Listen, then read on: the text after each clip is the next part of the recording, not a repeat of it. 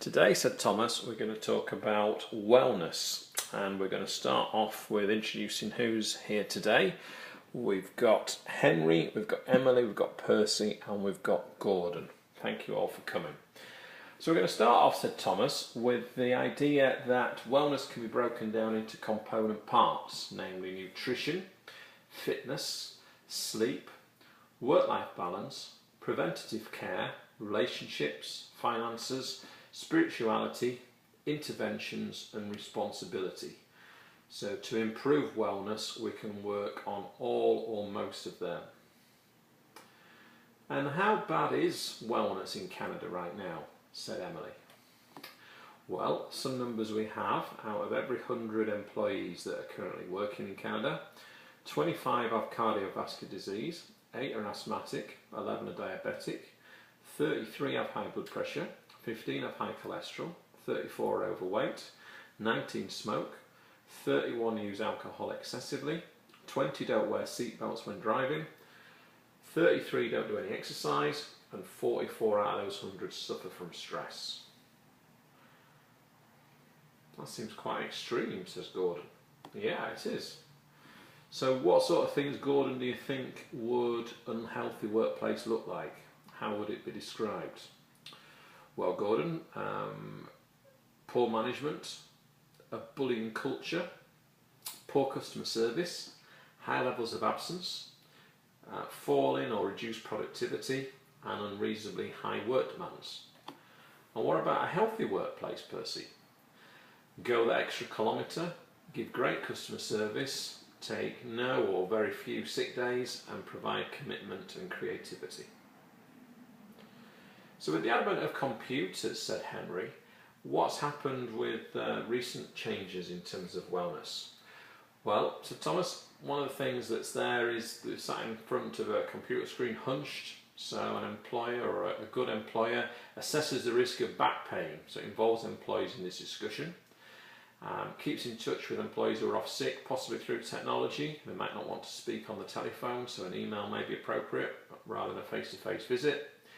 And encourage employees to stay active, so looking at technologies such as pedometers to see how many meters are walked each day.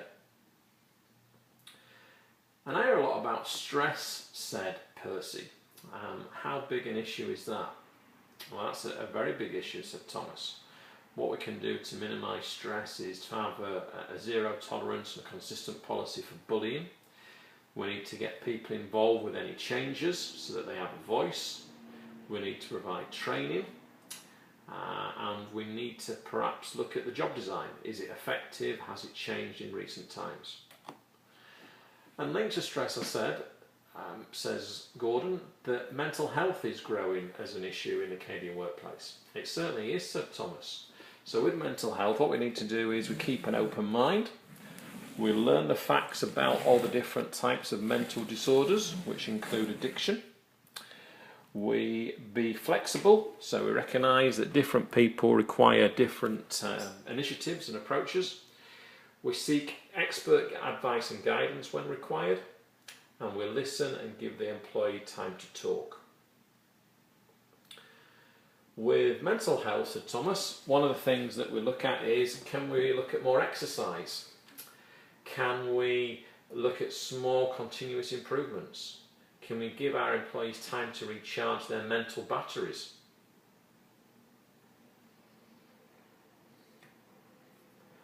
So all of this is really important, said Emily. But a friend of mine has recently had an experience which I don't know how we deal with that, where they were diagnosed as being overweight, and that's a concern that a lot of Canadians are overweight right now. How do we control and confront and deal with obesity in the workplace? Well, we teach people lifelong skills, said Thomas, such as nutrition, such as exercise, such as sleep, such as not smoking. We look at the overall health and long-term weight goals. We look at diet and what could be things like healthy food in vending machines at work, water coolers rather than fizzy drinks. We offer consultations or counselling with dietitians so that employers can identify how they can make improvements to their eating habits. We provide free exercise and yoga classes, perhaps we need some showers for that. We encourage employees to take walks with colleagues. We create an environment that encourages physical activity. We avoid singling out or penalising those who are overweight. It's not illegal to discriminate against overweight people, but it's certainly not best practice. And we incorporate a range of support tools. So we use social media, we use online health coaches, we use phone helplines so that people can ask questions. So how much is this going to cost, said Emily, because it all sounds great, but how much is it going to cost? Well, I'll give you some figures in Canadian dollars. A health calendar, $1 to $3 a copy. A paper newsletter, 25 to 75 cents an issue. An electronic newsletter, 10 to 30 cents an issue. A health risk appraisal on paper is between $9 and $20. Health risk appraisal online is between $3 and $5. Self-care books are typically between $5 and $8 a copy. A nurse advice line costs between 40 cents and $1 per call. Biometric screening is $35 to $75 each time. So all of these are not eye-watering amounts, and there's a lot of competitive arrangements out there, so we can factor it as a return on investment when we do health and wellness initiatives. So when we're doing such initiatives, said Thomas, we look for some measures to check that we're getting value for money. So we can look at days lost from absence before the initiative and days lost from absence after the initiative. We can look at the percentage of working time lost per employee from the absence. Days lost from presenteeism, percentage of working time lost per employee from presenteeism, the average turnover cost per employee, the number of claims due to accidents and injuries per year, the average cost per claim, the BMI, the cholesterol, the blood pressure of each person, the tobacco use, the absenteeism rates, and the attrition rates.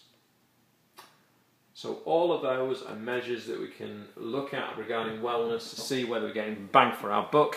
Thank you for joining us today, and look forward to seeing you again next time.